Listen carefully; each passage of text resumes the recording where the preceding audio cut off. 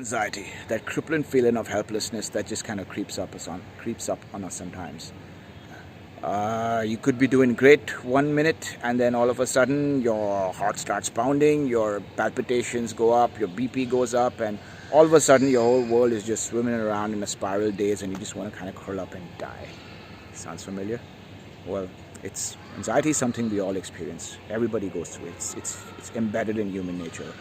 Some of us learn to deal with it, cope with it, manage to live with it. Others, not so much. It does get a little harsh for some people, especially people that are more emotionally sensitive and are more empath in nature. What do you do in that case when it gets really bad, where you start losing control of your life? Well, you go to a doctor, probably a psychologist or a psychotherapist, and firstly they write you up as a mental illness, and then they prescribe you some nice happy drugs that can keep you calm and serene when these attacks hit, right? Like I think drugs mostly like lorazepam, or some other kind of anti-anxiety medicines, which make you feel better in the moment, like for that time, and it's probably nice if it helps you calm down and be able to take control, but in the long run, it's hurting you more than it's doing good, because what happens is it hijacks your neuroendocrinal system. It makes your brain chemistry dependent on the drug, and then your brain stops making the chemicals and on its own and messes up with the neurochemistry balance, right? Because then if you ever don't find the drug or you're not able to take it, then my God, it's just all havoc. So what do we do? What's the best way? What is anxiety really, and what's the best way to cope with it, right? So technically, anxiety is just fear amplified. That's it. The feeling of fear, which is amplified. It plays on more over and over and over again. So what happens when you're experiencing anxiety or fear or anything like that? It's an evolutionary mechanism in your body to protect you from a threat. So when you're in a threatful situation, your body releases this hormone called cortisol, also known as the stress hormone.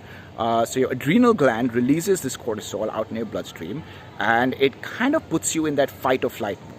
Now, your biochemistry doesn't understand what exactly is going on outside of your world, right? That's your mind's perception. You could perceive a lion attacking you as bad as a breakup or a financial constraint or something like that. So when your body is experiencing a threat, your body releases the cortisol to prime you to be able to either run or fight. So what it does, it shuts down your tertiary processes. It shuts down your digestion, your absorption, your everything else that you need to do. You're supplying hormones to your skin and to your hair and whatnot, and directs all its efforts and energies to your muscles and your heart. So your heart beats faster, not because it's harming your heart, but because it's pumping blood faster so that you can run faster, right? So that's one thing.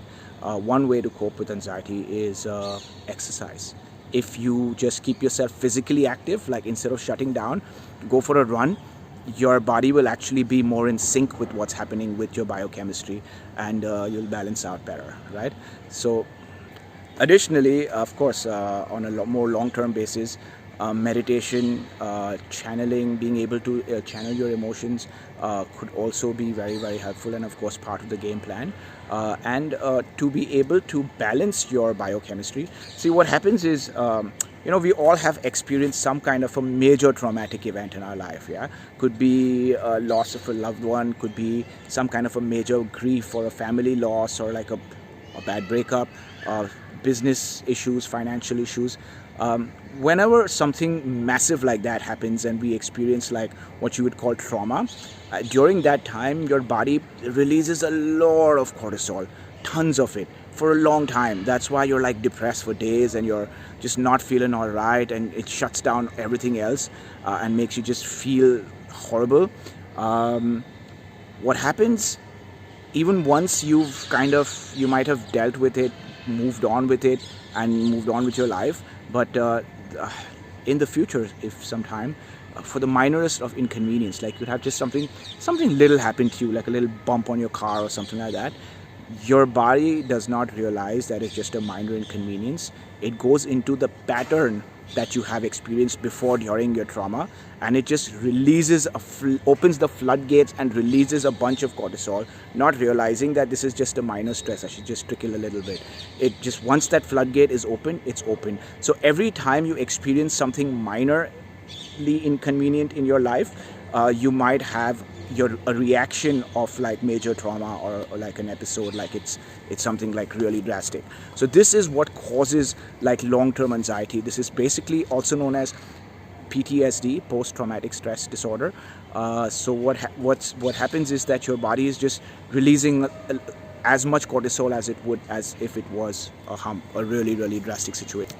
Now, you could do all the meditations and exercises and whatnot to balance that out, but a good way to be able to, rebalance your neuroendocrinal system would be to use adaptogenic herbs that help. So essentially, your adrenals is what produces your cortisol. Its adrenal glands are located here somewhere near your kidneys, and your adrenal glands is signaled by a hormone reactor which is present in your pituitary glands. So it's the hypothalamus, pituitary and adrenal glands together that work towards, like regulating your production of cortisol.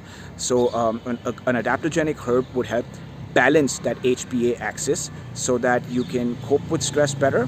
You don't have to have anxiety all the time, and your body is able to process and regulate your hormonal production. So if you would like to know what would be a good ideal plant combination, for herb combination for your specific this thing, we'd be happy to answer you. You can write into us, but let's balance that HPA axis, adapt yourself and overcome your anxiety. Hope you have a nice day. Cheers.